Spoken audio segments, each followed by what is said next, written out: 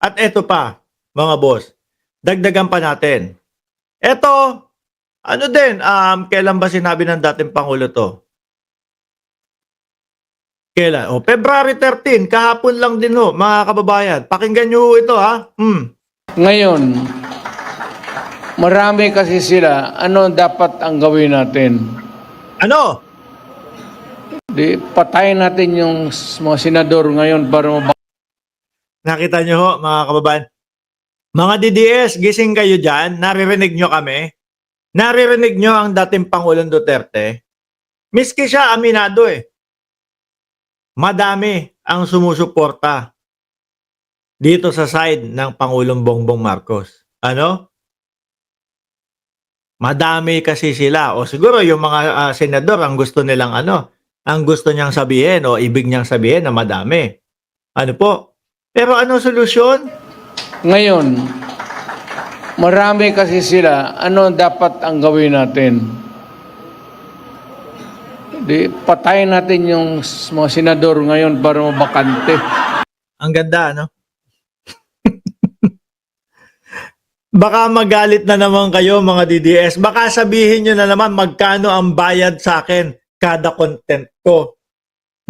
Baka may magsabi na naman sa inyo, 500,000 ka daw, boss. Kada buwan. Laki naman, oh. Grabe naman kayo. Mismong sa dating Pangulong Duterte, lumalabas yung mga walang kakwenta-kwenta na hindi naman dapat sinasabi doon sa mga campaign rally. Sila ho mismo ang nagpapabagsak sa kanilang mga sarili. Di ba, Motorkada at Wesley Mateo? Sila ang mismong nagpapatalo doon sa kanilang mga kandidato na imbes na ho ang maririnig natin yung mga plataforma nga ng mga senador. Ay hindi, wala pala. Wala yatang mga plataforma. Ano? Kumanta na ba si Ipe? Kasi nakikita ko nagagawin ni Ipe, sasayaw at kakanta din yan. Parang ala Robin Padilla. Kung matandaan nyo po yung nakisali sa unit team, si Robin Padilla, mga kababayan. O, di ba? Sabit siya doon eh. Hindi naman siya talagang hindi naman siya talagang pasok doon sa 12. Sabit si Binoy doon. Yung 12 na nagsalita, mga boss, plataforma nila, yung kanilang binabanggit. Di ba, Ma'am Lorna Chua at Ram J. Negros Island? Plataforma yung ibinabato o dinideliver doon sa mga nanonood, doon sa mga umattend ng campaign rally na yon. Yung time na ni Binoy, ano ginawa ni Binoy? Ano narinig nating plataforma ni Binoy? Wonderful tonight. It's late in the evening. Bakit ho, mga bossy? Kasi mabablanko siya. Wala siyang sasabihin. Di ba, Sir Munting Tinig TV? Pakisuportahan po yung channel ni Sir Glenn. Nandiyan po ako. Silent viewer po ako lagi dyan. Kasi wala siyang sasabihin, mabablanko. So, kailangan gumawa at magkaroon ng something. No? Para hindi naman siya nakakahiya na siya lang yung walang ginawa. Yung 12, plataforma ang bato. Siya, wonderful tonight. Di ba? Kaya dito siguro ho, mga kababayan, kaya puro dating Pangulong Duterte ang bumabanat kasi nga baka yung karamihan sa kanila ang plataforma de gobyerno hair follicle test lang. Magpapaulit-ulit sila, hair follicle, hair follicle, hair follicle. Sa sobrang araw-araw na gustong magpa-hair follicle, yung ulo nandiyan na ang lapad na. Di ba?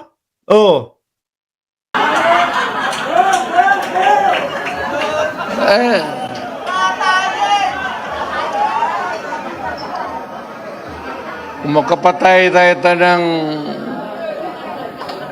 mga 15 na senador, pasok na tayo lahat. Narinig niyo yung reaction ng mga DDS? Tama ako sa araw-araw na sinasabi ko, ano? Pagka ganyan ang usapan, pagka ganyan ang binubuka ng bibig ng dating Pangulo, nakapatay, o yung mga meron tayong yayariin, mga ganyan, sigawan ho yan, Duterte. Nabubuhayan po ng loob yung mga yan, mga bossing. Pero ang totoo, wala, hindi nila alam kung ano ang maidudulot nitong mga senador na to sa bayang Pilipinas. 'Di ba Sir Tony Ninobla at Just Vincent? Kasabi ni Mario, kaya ibigay na yan sa ICC ang mga yan. Oh. Tuloy. Buhay na po. Buhay na buhay sila. Uulitin ko ha. O, pakinggan nyo. Pasok na tayo lahat.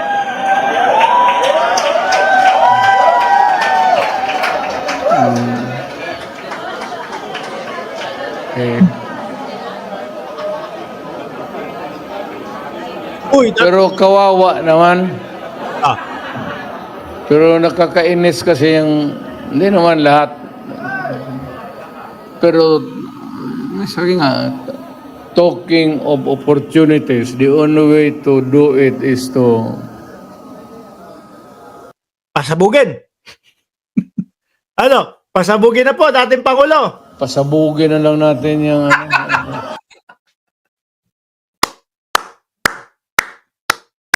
Ibang klase. Yan ang dating Pangulong Duterte, mga bossing. No? Ang galing. No? Kahanga-hanga. Ang sabi niya, mga kababayan, doon mismo, ngayon marami kasi sila. Anong dapat gawin natin? Di patayin natin. Wala na ba tayong ibang maririnig na manggagaling sa bibig ng dating Pangulong Duterte kundi patayan, patayan, patayan, patayin natin. No? Na ang alam naman po ng nakararami ngayon paninindak. Kaya nga po dumako tayo diyan sa pa-survey natin na meron pong bumoto ng 500 boto. Ang tanong natin, style sindak ni Duterte, uso pa ba? Ang sumagot ng yes 15% po. Yes daw kasi ang dami pa din daw duwag sa kanya. At ang sumagot naman ng no, 85%. Kasi daw po, no, dahil pinagtatawanan na lang siya. Doon sa kanya mga ganyan, patayan, patayan, patayan. Pajulit-julit ho, mga kababayan. Kung makapatay tayo ng mga 15 senador, pasok na tayong lahat. Yun lang pala ang kanilang opportunity para makapasok sa Senado. Wala, mahina. Ano? Anyway, kasi kung makikita nyo naman po yung survey, mga bossing, kung makikita nyo naman po, mga kababayan, yung posisyon nung mga pidabili ng suka daw, naglalaro po sa pang 27 hanggang dun pataas, pang 66. No? Kapag kaganyan, yung posisyonan mo, dapat nga nauna kayong nauna kayong mag-withdraw ng kandidacy nyo kesa kay Doc Willie Ong di ba? Yung mga position ninyo, si Bungo kasi nakapasok nasa loob di ba? Yung mga hindi makapasok o yung mga nasa pang 15, yung kagaya nila Bato de la Rosa, yan na yung mga pang-withdraw, no? Para iwas pahiya. Lalo na yung mga 25, sila Buloyski, sila Ipe Salvador, o si Vic Rodriguez. Ay nako. Kung ako sa inyo, kung ako sa inyo, i-withdraw nyo na lang yung kandidatura nyo. Mapapahiya lang kayo. Mukhang wala naman talagang pupuntahan itong laban nyo sa Senado. Anyway, mga boss chief amo, sir. Ayan, bawal magmaasim ngayon Valentine's ngayon.